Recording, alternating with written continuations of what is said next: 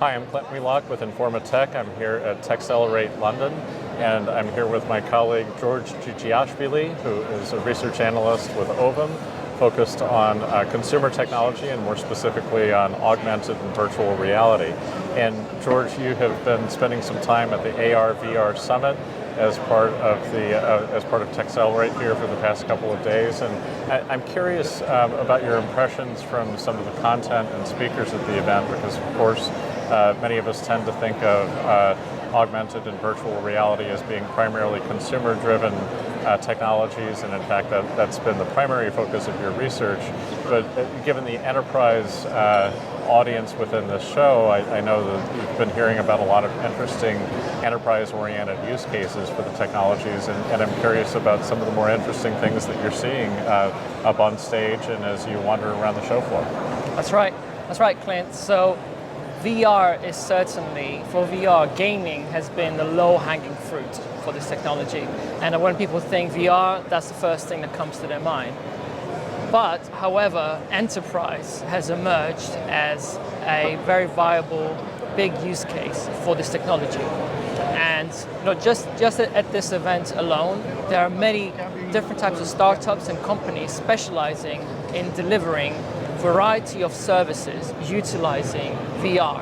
So what sort of services? So these are things like training, design, remote assistance, collaboration, education is another one. For example, one of the companies here, they provide a solution where they essentially provide a box full of VR headsets, which are all synced up to the same kind of virtual tour trip that a teacher can control with a separate tablet, and essentially the teacher can take the kids on a virtual tour trip. So they're working with lots of schools and whatnot. Another example has been collaboration. So design teams based across the planet can virtually spend some time looking at the same project whilst being being hundreds and thousands of miles away from each other. And you can do things like point at objects, make remarks or a design. So it all helps along with this design process.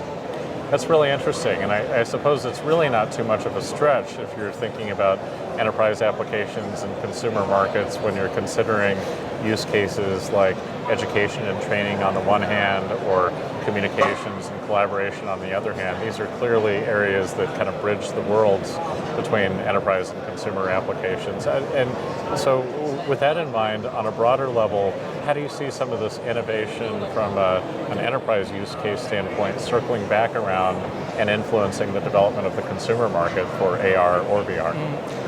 I think a good example here is the development that I've seen here in augmented reality.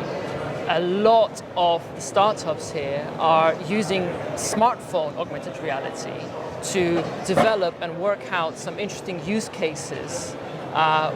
For example, you have things like creating an augmented reality kind of a mini game that people when they meet up for networking at networking events can use to kind of break the ice, or use AR for training.